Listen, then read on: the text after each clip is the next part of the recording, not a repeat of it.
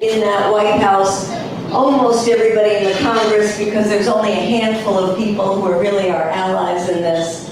But we know that in our struggle to end wars, Julian was such a shining light.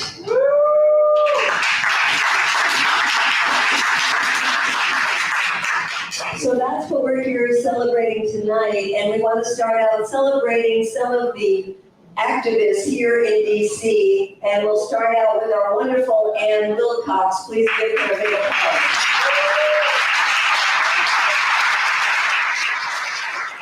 Thank you, everyone. Thank you all for coming out. Thank you to our speakers. Thank you, Brandy Wall, for as always welcoming us to Busboys. Since I put a lot of work into this, I said, well, I'll thank the other activists. So let me just take a moment. I just want to remind everybody, as they've been doing, we've now had three of these celebrations. Last weekend, there was one in New York City at the People's Forum, and then another one in Berkeley, and then this one. So it's three sort of nationally focused celebrations of Julian's freedom. And they've been reminding people of all the work that all of us did over the last few years. So I just want to remind you all of gathering at the Department of Justice, of course, shouting out to Merrick Garland in his office. Many rallies at the DOJ. We had a hands around the DOJ with the ribbon, which was a parallel action to Assange's ribbon out of Parliament action. We went to the British Embassy on Human Rights Day in December for several years in a row. We had World Press Freedom Day marches, and people like Medea and others spoke at all of these events, many of you. And of course, there were the Belmarsh tribunals that progressed internationally. Were very well received and received worldwide exposure to issues. But our signature event here was a vigil outside Merrick Garland's home, which was started by an activist from Boston, Paula Sept, and she that was there every Christmas, bi-monthly, and then it became monthly. Across from his house and his family, and would see us, his neighbors would see us, and occasionally Garland himself would see us. So we were there, some of us are still there, like young fellow named Brian, I want to especially recognize Martha, who's just a wonderful.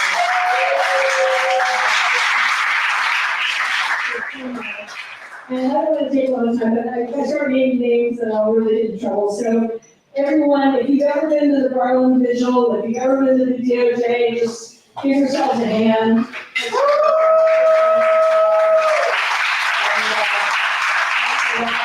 And I'm going to have Gabriel here, of course, with his epic film and other work with so much money.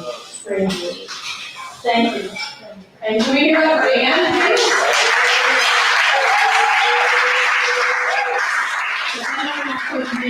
But we have to name Anne, because we wouldn't be sitting here otherwise. So I wanted to, before I bring up Lucy, I wanted to say that recently I interviewed a doctor in Gaza, who's at Deir al-Balah, Gaza, and he's an orthopedic doctor, and it's obviously a horrifying story that he has to tell. But he's also an artist, and he was talking about the importance of art for his own survival and what little bit of mental health he can grasp a hold of in these times. And that hit me very hard as an artist and as somebody who has looked to art as a salve and also as an inspiration in the struggle.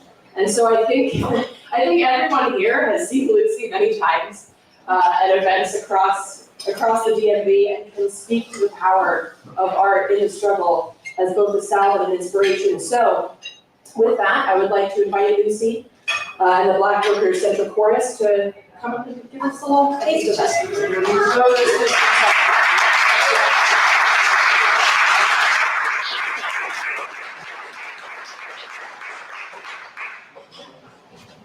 Good evening, everybody. I'm here by myself. Because I am tired of asking my chorus members to come out and sing for free. We get asked to sing for events 1, 2, 3 times a week.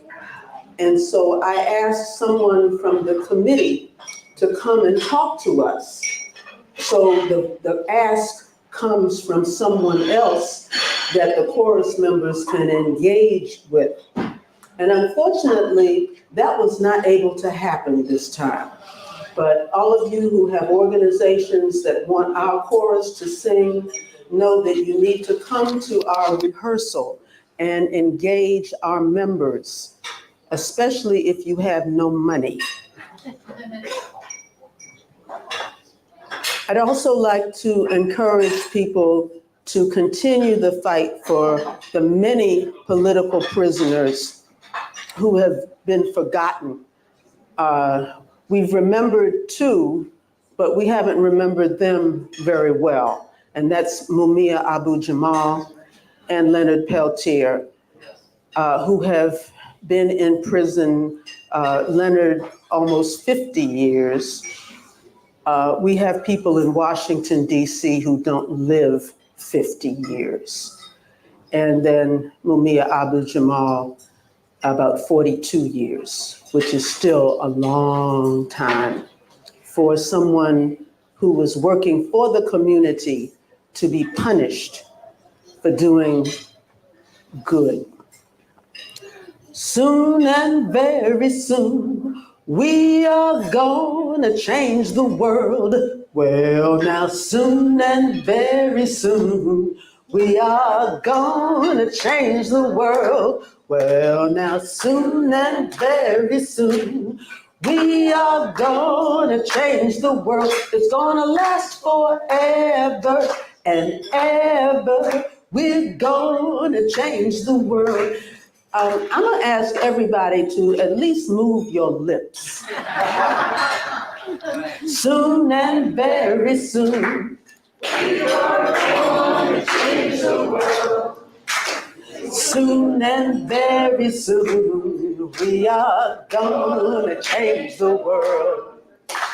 Soon and very soon, we are gonna change the world. It's gonna last forever and ever. We're gonna change the world. Free Palestine. Free Palestine. We are gonna change the world. Free Palestine. We are gonna change the world. Free Palestine. We are gonna change the world. It's gonna last forever and ever. We're gonna change the world. Stop sending arms. We are gonna change the world. Stop sending arms. We are gonna change the world. Stop sending arms. We are gonna change the world. It's gonna last forever and ever. We're gonna change the world. En el español, pronto, muy pronto, cambiaremos este mundo. Pronto, muy pronto, cambiaremos este mundo. Pronto, muy pronto, cambiaremos este. Durará la vida, cambiaremos este mundo. Soon and very soon, soon and very soon, we are gonna change the world. Soon and very soon, we are gonna change the world. Soon and very soon, we are gonna change the world. It's gonna last forever and ever. We're gonna change the world.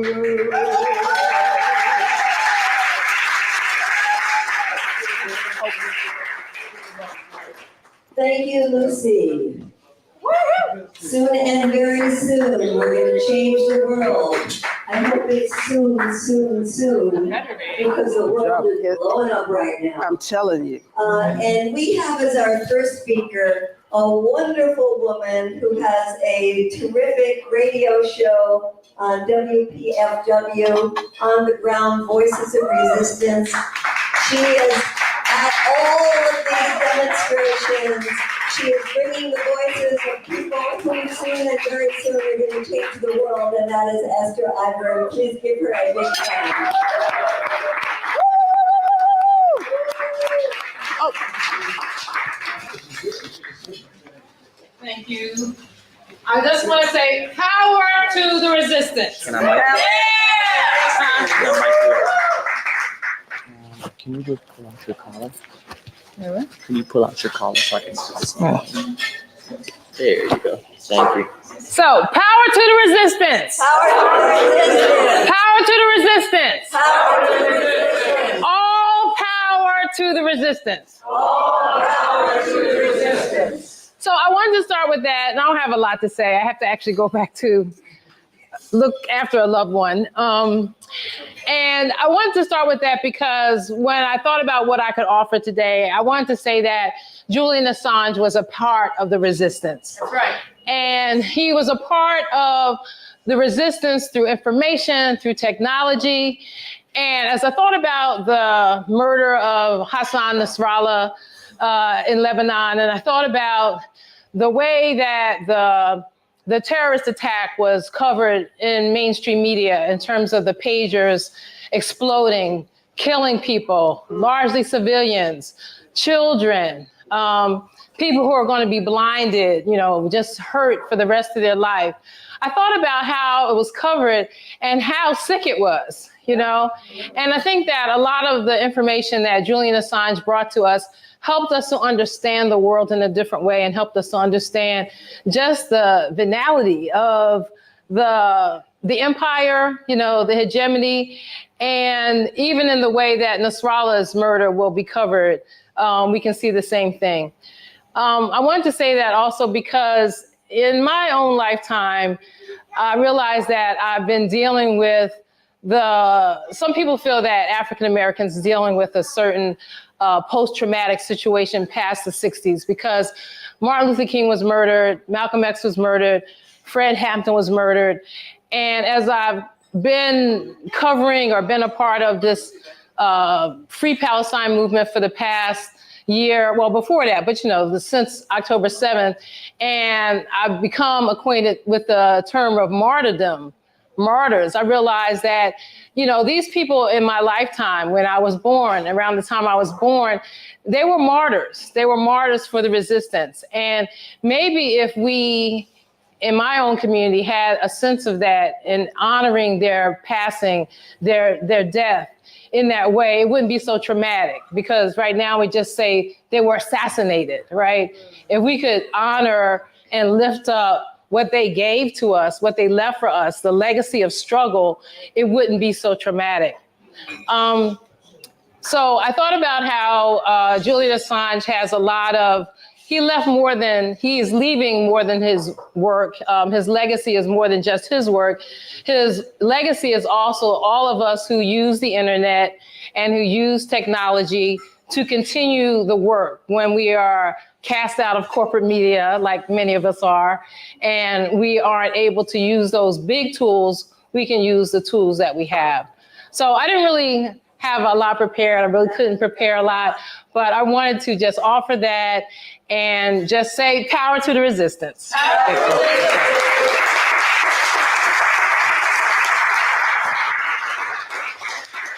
right, thank you, Esther. And I just wanted to make a quick announcement because we are gathering funds for Julian's family. So this is going to be up at the table, but also just read it out. It's AssangeDefense.org/donate. AssangeDefense.org/donate. And also for the speakers, I forgot to mention this. We are trying to do less than 5 minutes. So if you go over, I'll just be like the little annoying flashlight over here to light you, and then please pay attention to that. So moving right along here, I just wanted to, before I introduce the next speaker, say that, that what we heard with Assange a lot was, oh, he risked lives, right? He risked lives. Well, of course that's bullshit, but what he really did was he risked lives, and that is actually unforgivable. in the face of the largest empire the world has ever seen. Journalism is not a crime. Oppressing it is, and that's from Julian's case to Gaza. And so with that, I would like to invite the next speaker, who's the Executive Director of Reporters Without Borders, Clayton Weiners.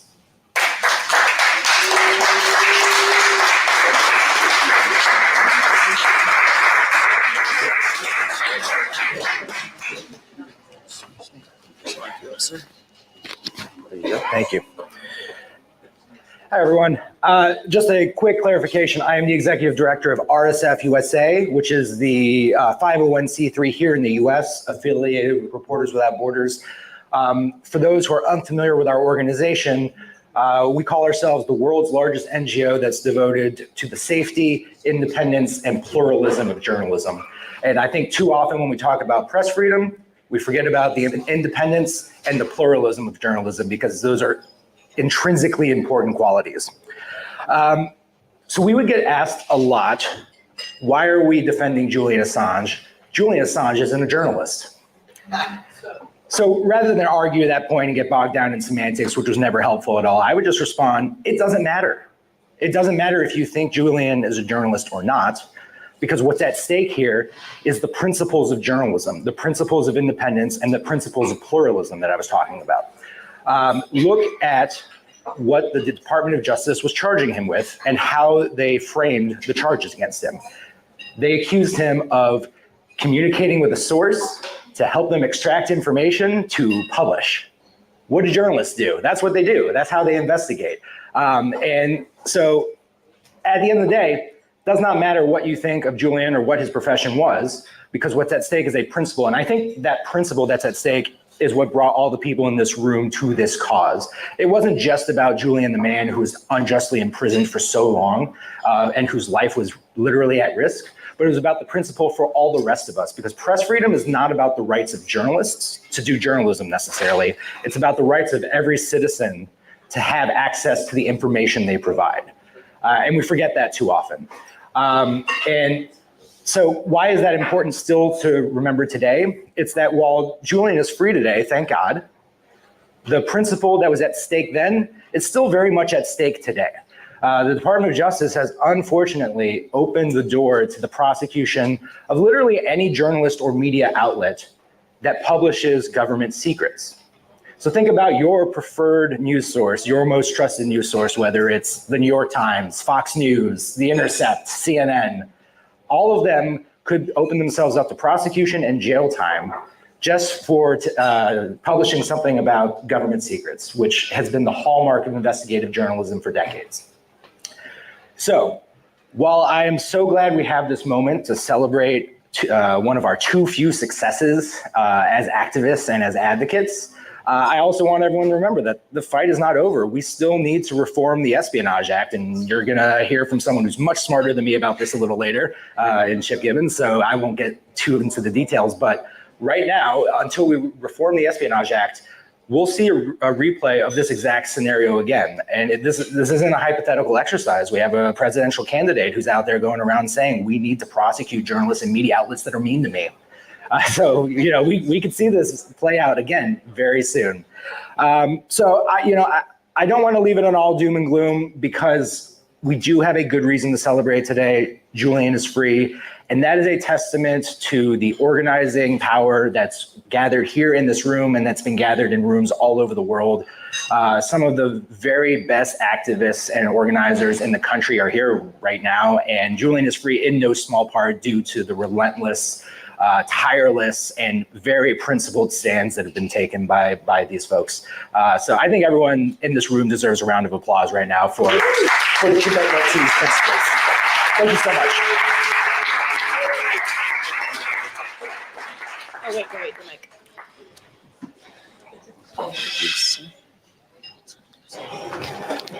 Alrighty, thank you so much, Clayton. And you're not gonna have to wait till much later to hear from Chip, because we are going to bring him up right now. For those who are unaware, Chip Gibbons is Policy Director of Defending Rights in Dissent, which for 14 years opposed the war on WikiLeaks and is the leading voice in Washington on reforming the Espionage Act.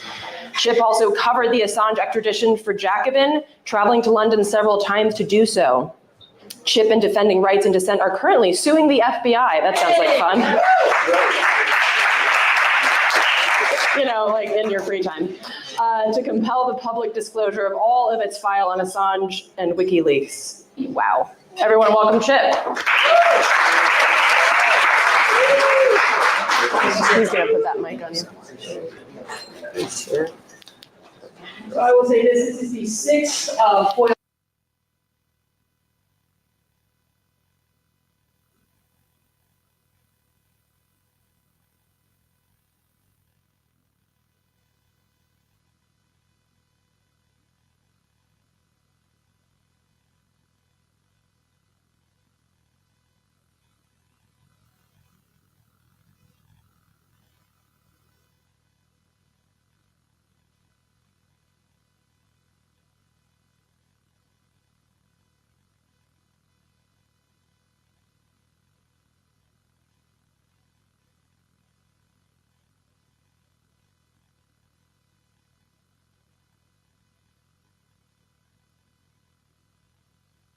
line. Doesn't seem killing journalists is not a red line. So it is really important that we take this moment to savor and celebrate this victory that we've had. And it has been an extremely long fight. And I think you were at Fort Meade the week before, Chelsea. I was there too. Medea, you were probably there as well. And I remember we took peace prizes and hung them on the gates of Fort Meade because we thought Barack Obama should give his peace prize to Chelsea Manning. And the full 14 years of fighting against the attacks on WikiLeaks, fighting to free Chelsea Manning, fighting to free Julian Assange. Here we are 14 years later, but Julian is free, Chelsea is free, the war on WikiLeaks is free, and none of that would have happened without all of the people in this room. So the question is, what do we do next? As mentioned earlier, Defending Rights and Dissent is suing the FBI to compel the release of the WikiLeaks and Assange files. We're also fighting on the Hill to reform the Espionage Act, and I think we're gonna have some good news in the next couple months about that. We put forward the reforms that have been introduced repeatedly by Rashida Tlaib, which are the only reforms that protect both journalists and whistleblowers, because a lot of people on the Hill, they don't want to protect the journalists, but even less want to protect the whistleblowers like Chelsea Manning or Edward Snowden or Daniel Hale, who make the journalism possible. And we recognize that if you can put the source in jail, you can put the journalists in jail, and you can stop the journalism as well.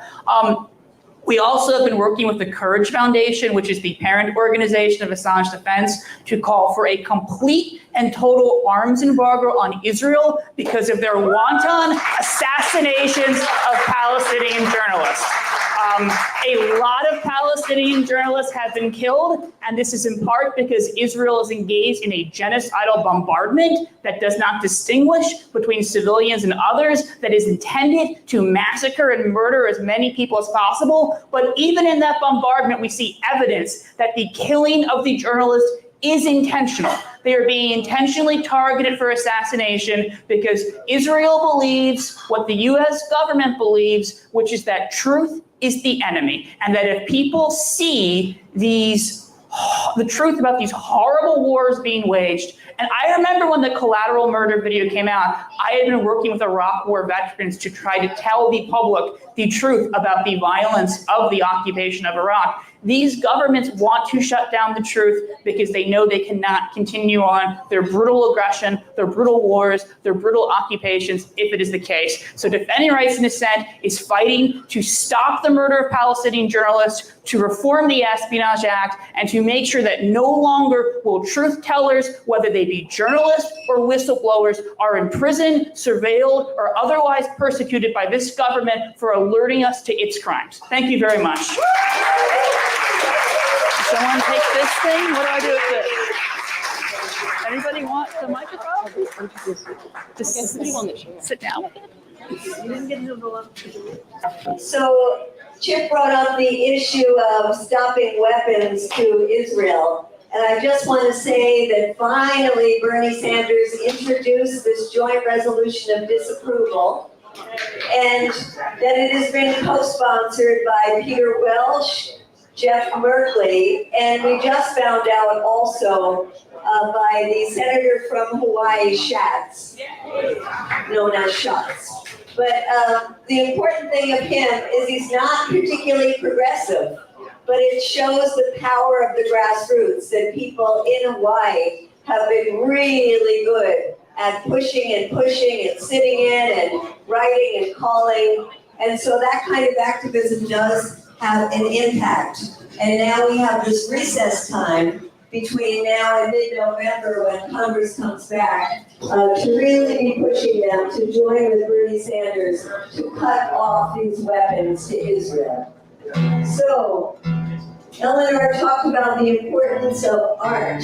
Well, she is an artist extraordinaire, both a writer, a singer, a mother. You see that adorable young man over there, and not you, Lee.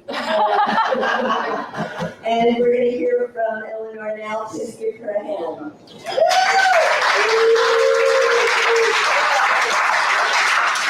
Thank you. Can you hear me? Check.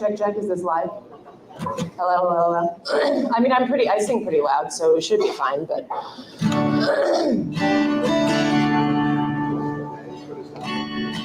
That input is not working. Keeping you updated on our sound. We didn't do a sound check, can you tell? Do what? We don't care? This is why I love activist crowds, because they're like, oh, fuck it, whatever. Just play. It's a lot nicer than rock clubs, I'll tell you.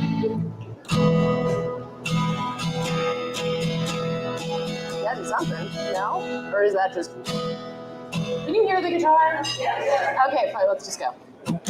Okay, so this song, I actually did bring a few vinyl. So I wanted to say that anybody who donates 30, well, I don't have that many vinyl with me. I think I've got like 3 or 4. So if you donate $30 or more tonight for Julian, then I will give you a vinyl for free. So, and this song is on that vinyl. So if you don't like this song, then you don't need to donate $30 or more. And this song, I actually sang this song a few times on like a live stream for Stella and Julian. And it's dedicated really to anybody who stands at the edges, where it is most intense, where it burns the most. This is called Pyre.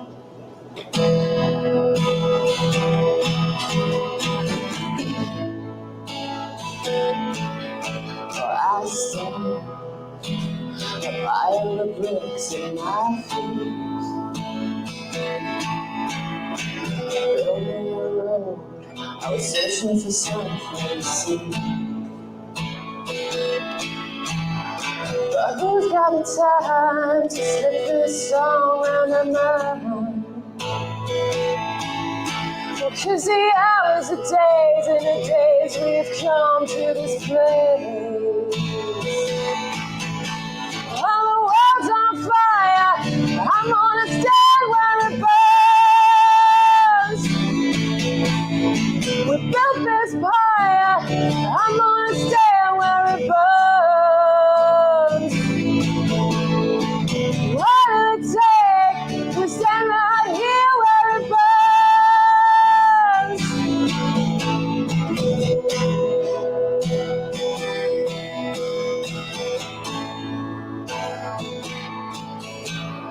Do you remember the time we stood in that line?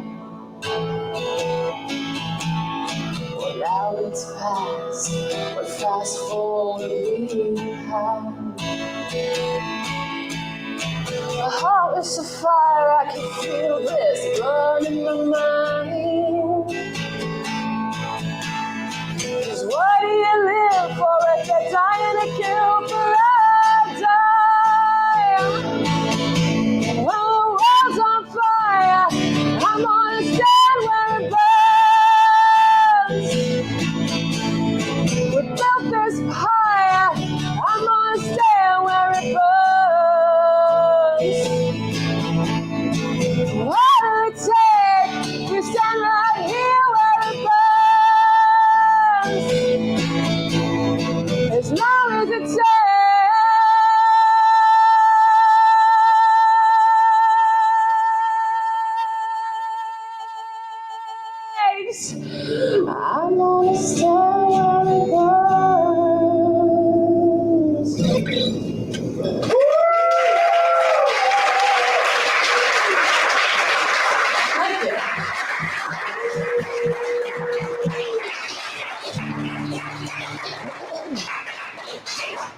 So I like to end on a cover because it has everybody sing along so that when the next person comes up, everyone's not like, huh. So this song is dedicated to the United States government, to Israel, to every fascistic, oppressive regime that exists on this planet. Well, tell all you fascists you may be surprised, 'cause the people around this world are getting organized, you're bound to lose. Hey, all you fascists, you know you're bound to lose. Hey, all you fascists. Hey, all you fascists. Hey, all you fascists, you're bound to lose. You're bound to lose. Well, tell all you fascists you may be surprised. People around this world are getting organized. You're bound to lose. You can sing along, don't be scared. Hey, fascists, you know you're bound to lose. Hey, all you fascists. Hey, all you fascists. Hey, all you fascists, you're bound to lose. You're bound to lose. People in the streets are marching side by side, marching in the streets where 1,000 fascists died. You're bound to lose. Hey, fascists, you know you're bound to lose. Hey, all you fascists. Hey, all you fascists. Hey, all you fascists, you're bound to lose. You're bound to lose. He said he'd never be free, you would take his life for all the lies he brought to light. But the truth will fight, we're bound to win. Hey, fascists, 'cause you're bound to lose.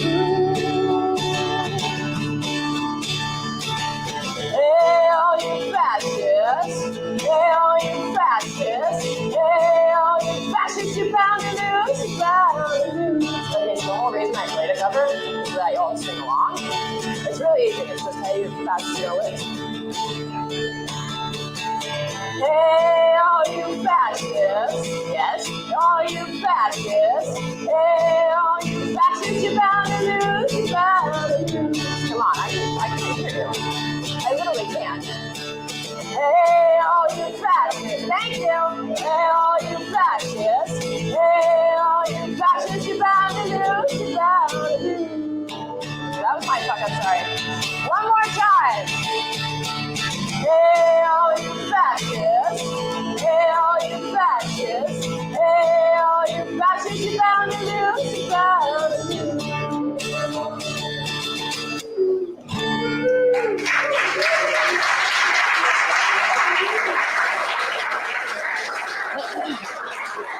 All right, are you committed? You want to introduce Lee? Yeah. Okay. Then I'll just leave.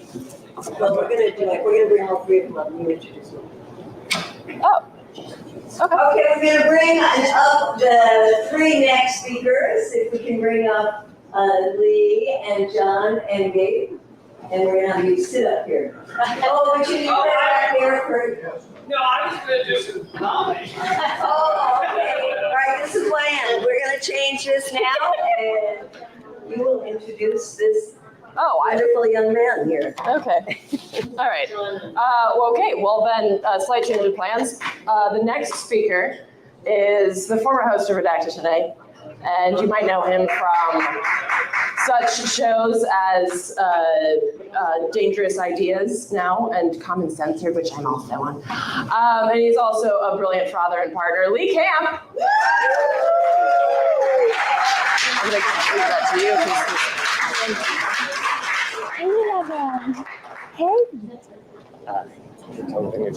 Okay, come. Come so go be potten. Can I hand you my guitar?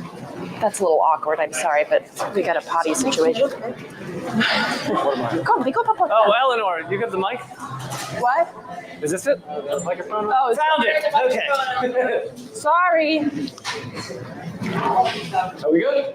Okay, one more time for Eleanor Goldfield and everyone you've seen so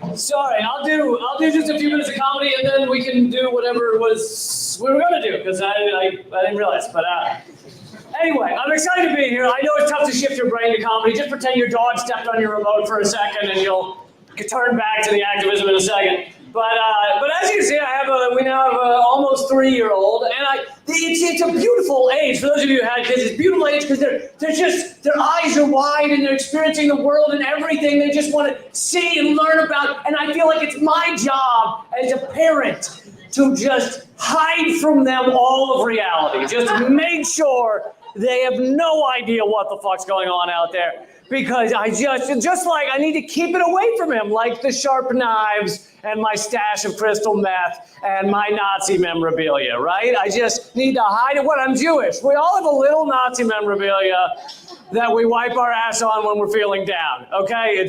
They teach it to you the first day in synagogue.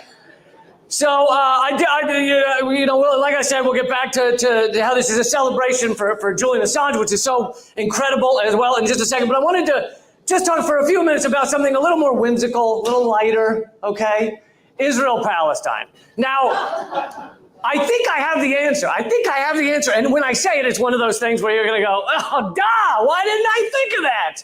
Why didn't I think of it? You know, like when you first saw the infomercial for the device that expands your car cup holder so you can fit like the 2.5 gallon like Slurpee that comes with a free angiogram. Like whenever anyone saw that, you were like, oh, why didn't I think of that, right? I just hadn't taken enough Robitussin gummies to think outside the box. Robitussin comes in gummies now. I need you guys to know that, okay? They're sponsoring the show. They are. They're for Robitussin gummies for when you want to be dizzy and pass out with your pants around your ankles, but you don't want sticky fingers from the bottle, okay? So here's the solution. And really, when I say it, you're gonna be like, why didn't we think of that? All we have to do is ban nationalism and militarism and then execute every psychopath in the region. Duh, right? The Nobel Prize Committee is going to call me any minute. I'm kidding. I'm not a war criminal, which is part of the admission price to get a Nobel Peace Prize. You have to be a war criminal. They've given Nobel Prizes to Barack Obama, Henry Kissinger, and Bob Dylan. All war criminals of the highest order. Absolutely. Some of you didn't realize that was a joke, and now you're pissed. Okay. Barack Obama once bombed a Doctors Without Borders. I think that's the only time that a Nobel Peace Prize winner has bombed another Nobel Peace Prize winner. But we shouldn't be surprised. That category is competitive. It is. I've always said, number one way to win a Nobel Peace Prize, whack the other nominees, okay? It should be easy. They should be easy to dispose of because a lot of peace activists are thin and gangly, aren't they? You know, most of them are not a lot of Chris Christie, Tony Soprano looking peaceniks. That's it. You know, Medea knows what I'm talking about. You never see someone chained to the front of Lockheed Martin and wearing a pinky ring. There is no overlap in that Venn diagram. None whatsoever. But more importantly, who is Venn and why was he always trying to get us overlapped onto each other? It's kind of kinky, isn't it? I think it is. I've been to a Venn orgy. It was great. It was actually very diverse. It was. Black and white make gray, right? Black and white make gray. But you should wash the gray stuff off immediately afterwards. It's very toxic. Okay, now we're going to turn the channel back to activism. I am excited, so excited to be here because I honestly, I can't even imagine I can't even count the number of Free Julian Assange events I went to, and they were all powerful, they were all meaningful, but I just had this gut-wrenching feeling that we were never going to succeed, that he was never going to be freed, and yet we are here, and we did it, and honestly, it is activists. There is no way the Biden administration makes that decision if his name was no longer in the news, if the world wasn't still talking about Julian Assange. And so, honestly, just give you guys a round of applause. Give yourself a round of applause. It is so powerful, so meaningful, and it shows that some of these battles, some of them can be won after years and years and years. And yeah, that was all I really wanted to say. And I don't know if I'm up here for a panel now or what, but thank you. Thank you.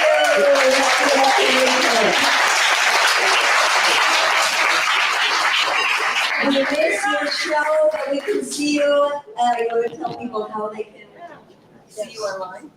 Just linkcamp.com, you'll find all my stuff. I have a YouTube show, Rumble show, all live stream every week. Yeah.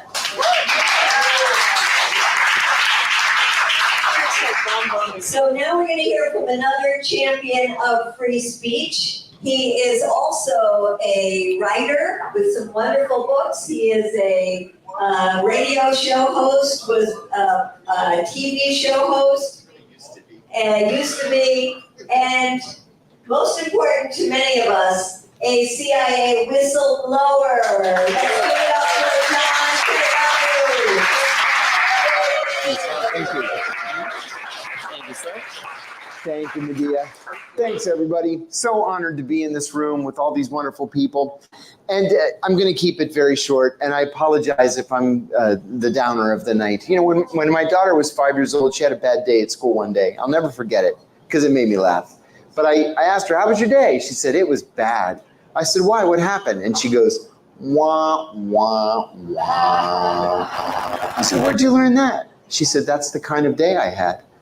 And that's how I feel today. I have no love of Hassan Nasrallah, but my God, a 5,000-pound bomb that wipes out an entire neighborhood and disintegrates human beings? This is what it's come to? That's not the point that I wanted to make. It's been a bad day. What I wanted to say was I am deeply grateful for Julian Assange. I've actually never met Julian in person. We've spoken on the phone a couple of times, but I've never met him. But I feel a kinship toward him, not just because of what was revealed in the Chelsea Manning revelations. That was important. But the events of today and the last couple of days have made me think of something that I believe is more important that we need to be thankful to Julian Assange for, and that's the Vault 7 revelations. You know, in Vault 7, we learned, thanks to Julian and WikiLeaks, that the CIA and presumably the Israelis and then the Chinese and anybody else with the technical know-how can turn our smart TVs, for example, into a microphone, right? They can reverse the speaker, turn it into a microphone, and listen to everything that's happening in the room when the TV's off. That's pretty cool. But what they can also do, we learned, thanks to Julian Assange, is they can take control of your car by hacking into the car's computer system. Why would they want to take control of your car? How about to make you drive off a bridge or into a tree or an abutment and to kill you? When these pagers and walkie-talkies went off last week, the very first thought in my mind was the Israelis did it with American technology. It made me sick to my stomach. Well, guess what? The Israelis don't have a defense industry that allows them the capacity to build a 5,000-pound bomb. We do. And we also have no respect for the Leahy Act or for the Specter Amendment. And so when the Israelis come to us and say, we want a 5,000-pound bomb from you, we don't bother to ask, well, are you going to drop it in like the desert, in a big open area where there are no civilians? We don't bother to ask what they're going to do with the 5,000-pound bomb because we know exactly what they're going to do with a 5,000-pound bomb. I'm sure most or all of you heard this morning about Joe Biden's statement, right? Joe Biden thanked God that Hassan Nasrallah is dead, made no mention of the possibly thousands of people that were incinerated with him.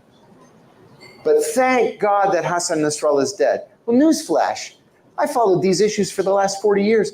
Hassan Nasrallah never did anything to the United States. Never. And today in the New York Times and the Washington Post, they're talking about, well, the 1983 Beirut bombing, they drove into the... Hassan Nasrallah was a kid. And he was also in the Bekaa Valley at the time. He had nothing to do with the bus bombing or the truck bombing that killed American Marines. So why are we celebrating the death of this man? Why are we not lamenting the deaths of so many innocents? I'm grateful for Julian Assange. I'm proud to be associated with Julian Assange and with WikiLeaks. But our job is not over. Our job now is to join together, as Code Pink has, with so many people, to stop this Israeli genocide. Otherwise, we'll never be able to sleep at night and to look our children in the eyes, knowing that we didn't do everything that we could to stop it. So thank you very much, and thanks for being here. Thank you. You want me to go? On the stage.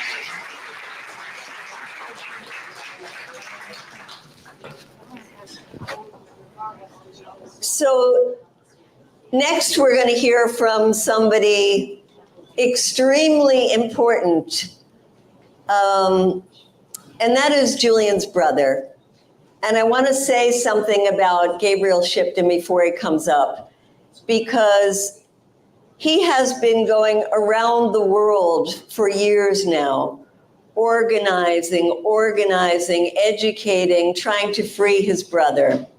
Some of you might have seen his incredible documentary, Ithaca, which documents the journey of Julian's wife, Stella Assange, and Julian and Gabe's father, John Shipton, going around the world as well, trying to free Julian.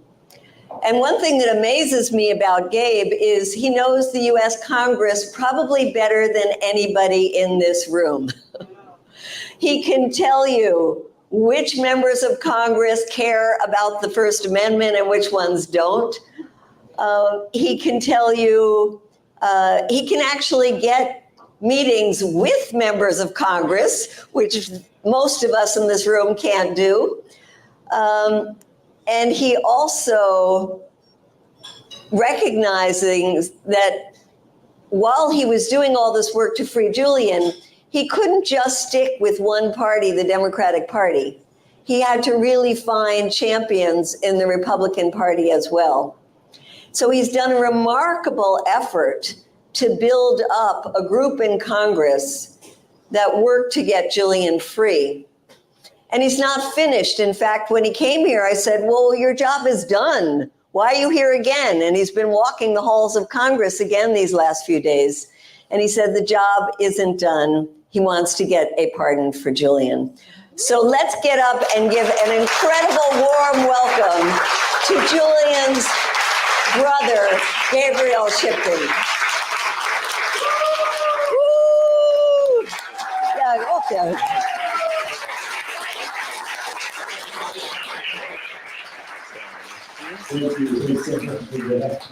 Excuse me. Just might you up. Just put that there.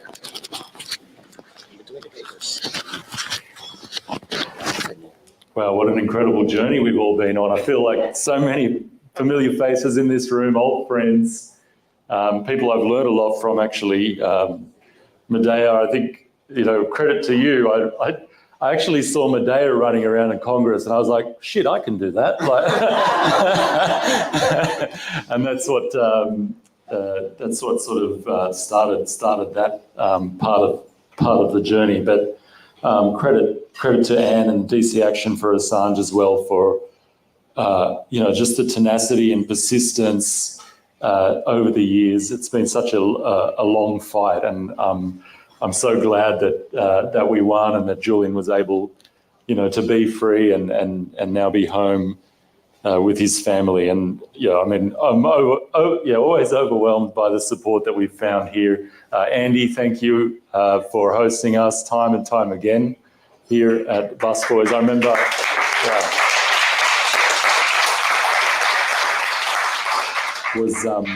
Anyway, many years ago now, we did our first event here, maybe in 2022 or 2021 or something like that. So thank you so much for your support as well.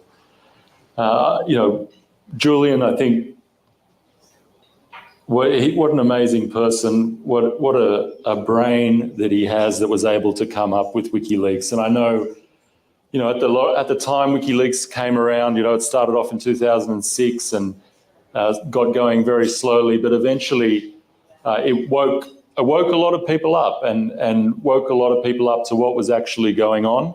And I think reassured the rest of us that we weren't completely insane.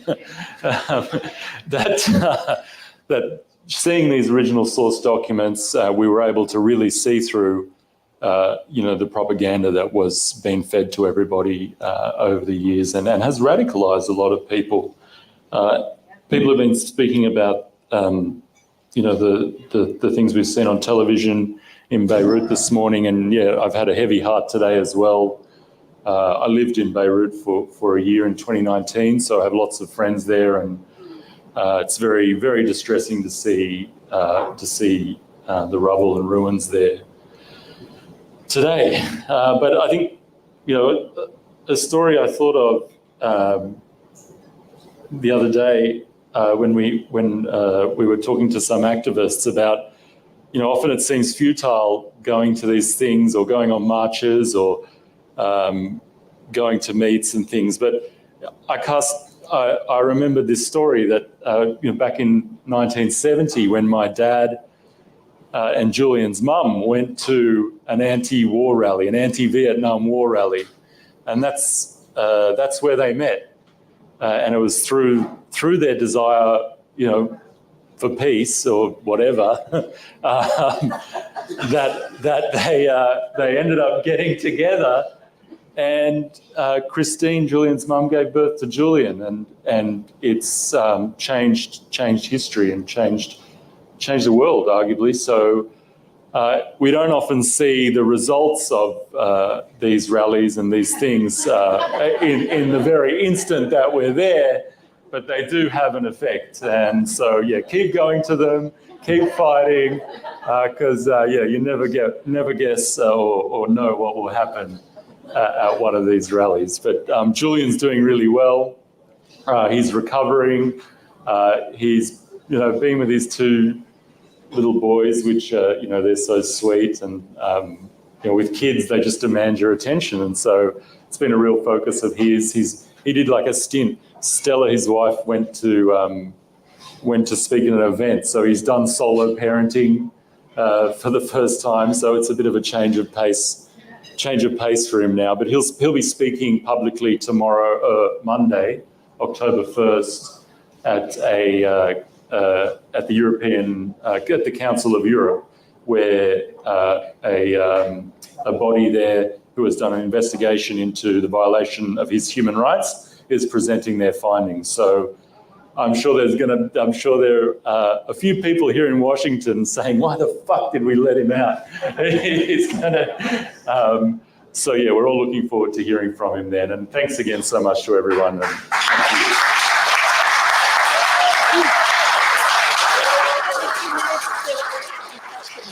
Cool.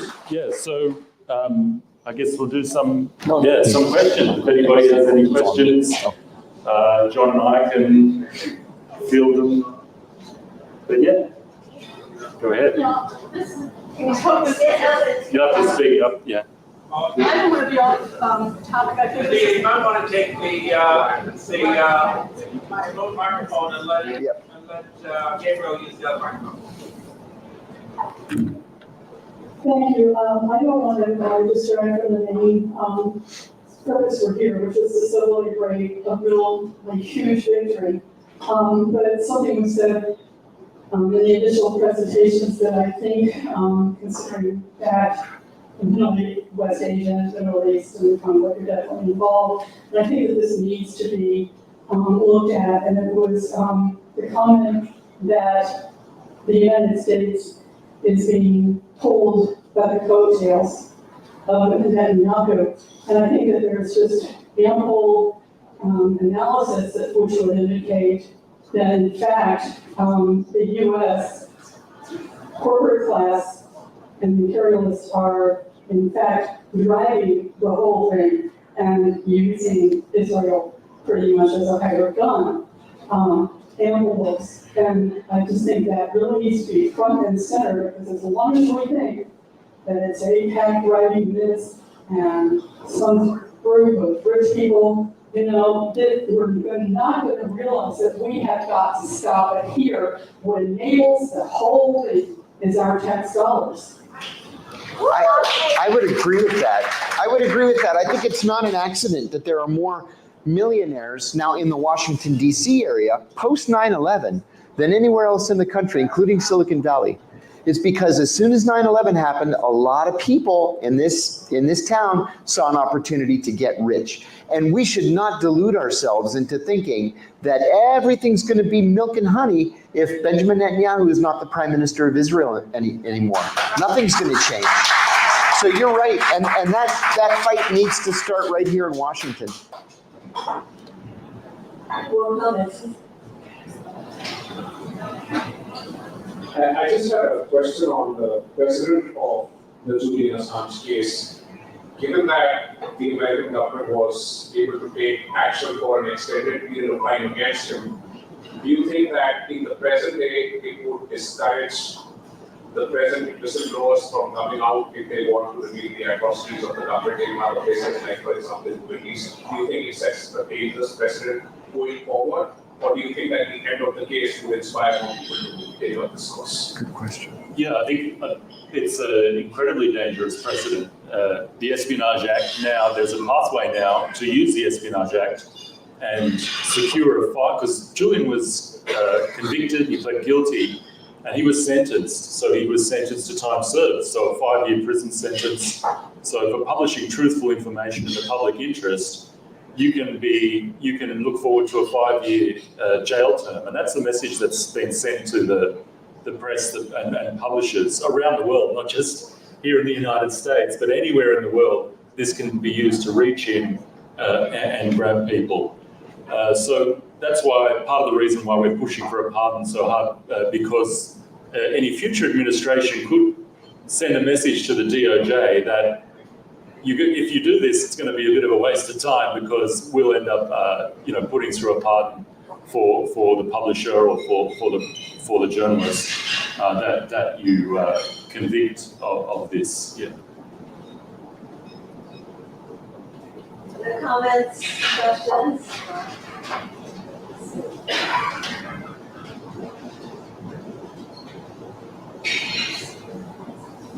I'm sure I'm correct, but my understanding is that as part of the deal, Julian is not allowed to use FOIA to find out what was being done to him. Yes, Are there alternatives or other people pursuing that now? Mentions that there are some report coming out.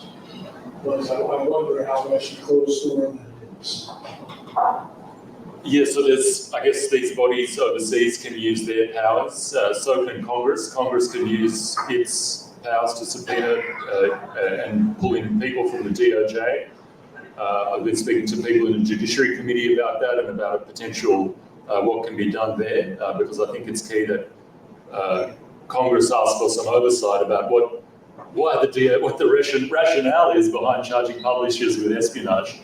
But Julian was forced to give up his FOIA rights, any discovery rights, so he can't sue any arm of the US government, and that potentially affects his ability to sue even in the UK, because if he sues in the UK and that ends up exposing some US documents, then the deal could be off for him. So it really limits his ability to get any visibility on what went on. And I think that's very deliberate, because Julian was talking to me about the timeline of the deal. And so the DOJ carved out this immunity for itself, essentially, saying that you can't appeal this even if there's prosecutorial misconduct. So Julian's lawyers went back and said, well, let's ask for reciprocal immunity. And the DOJ was actually willing to give Julian a blanket immunity, complete immunity from anything back from the day he pleaded guilty. And that includes what John was talking about, the Vault 7 leaks, which is significant because just earlier this year, the alleged whistleblower of the Vault 7 leaks, Joshua Schulte, was sentenced to 40 years in prison. 40. 40? Yeah. 40 years in prison. Non-violent crime. And so that's it. That's 5 years more than Chelsea Manning was sentenced to, and Julian was given immunity from any anything from the DOJ for that. That's how badly they wanted to keep what went on in this case secret. You know, and I want to add too, they forced me to take the same deal where they went from 45 years down to 2.5, but I had to waive my FOIA rights for life and my discovery rights. So I have no idea what it was that they were trying to hide as part of the torture program. No idea. And can't legally ask. Hello, Gabriel. Good to see you again. I was thinking of all the Vol 7 releases last week when all the pagers and phones were blowing up, and how this is inevitably tied to the American-British-Israeli alliance, as well as the others, the eyes, whatever, here, Australia as well. I wanted to ask you, I haven't seen a whole lot on WikiLeaks that's recent. What's the status of the company or the institution? Are they still getting, anonymous dumps and?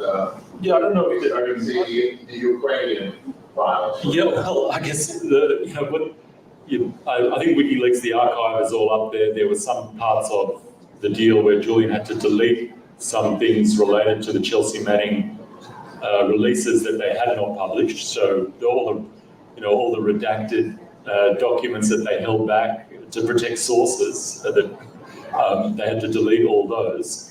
But I mean, would you really risk publishing anything if you're going to get an Espionage Act prosecution coming after you again? I mean, that's what Julian and anyone at WikiLeaks is looking at. If they publish these sorts of documents, these source documents from inside the US government, that's what's going to happen to them. And then you've seen copycat prosecutions, right, from around the world. Russia does Espionage Act prosecutions against journalists. China's doing it against journalists. So you've seen this, this race to the bottom globally when it comes to attacks on journalists, attacks on publishers, and whistleblowers. So I think at the moment it's very hard for WikiLeaks to even consider, publishing again with this precedent in place. And that's why it's so important to have this pardon for Julian. Hi, my name is Dr. Anna Rose, and I have a question. You guys have obviously been very successful with Julian. We're here with 3 Ross, who got 240 years for all nonviolent crimes. Crazy. And there are a number of other political prisoners. It's a very hard road, and it's hard to know which direction to go because you want to make them happen, you have to challenge power. Are there any kind of lessons that you would impart to those who are trying to fight for other people's freedom, and how we as a society can put pressure to have less political prisoners? I guess, a lot of what people did here and what the campaign did worldwide was increase the political cost of what's going on. And there's ways to do that on the ground here in Washington, DC, with advocating in Congress and getting Congress members to speak out and Senate people to speak out. But I think also with Julian's case, having other governments advocate advocate on their behalf. So Julian's an Australian citizen, and so Julian had the Australian government advocating to the State Department and the DOJ, and that put a lot of pressure on them as well. That this was actually affecting the US standing and US relationship around the world. So I think those are ways that potentially, if you have a domestic issue, not always thinking about, well, how can we take this international? How can we make this, really up the political cost and show how it's reducing the US standing around the world?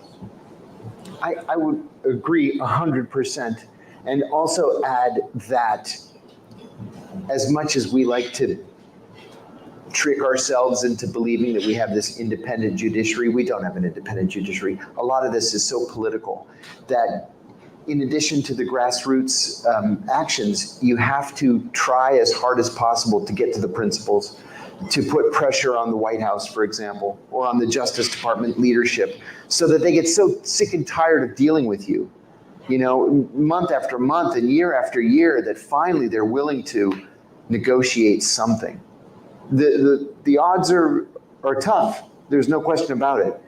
But you can't remain quiet or silent. You have to be out there all the time. And in the case of Julian, of course, it took years. But you can succeed at the end. So on that note, we want to thank both Gabriel and John. And you can talk to them afterwards. We'll have time for socializing. But we want to end this portion of the program, so let's give them a big hand. Thank you.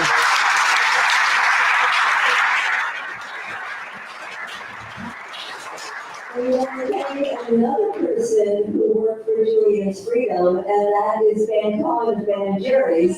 Yeah. We're waiting for us to have this ice cream tonight.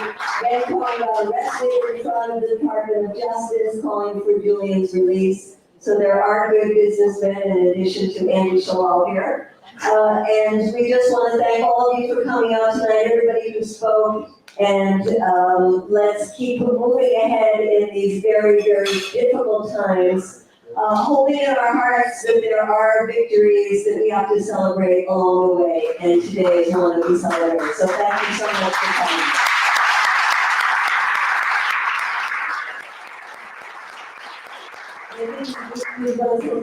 I didn't want to interrupt, but it's just the end of the program? Yes, it's the end of the program, and we're going to have socializing. But we have right afterwards, and you guys are welcome to stay, is this is Art All Night weekend here in DC. And there's going to be poster making.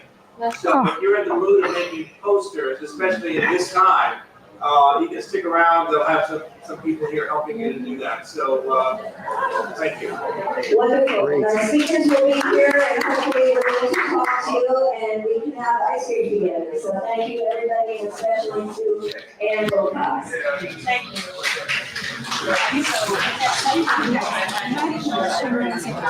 Prisoners in Israeli jails, Palestinians, what about them? And the rape and all that. You know, I was talking to Miko Pellet the other day, and he told me that a Jewish human rights attorney, pro-Palestinian, told him that the conditions have become so terrible. Thank you so much, gentlemen. That Palestinian prisoners are not even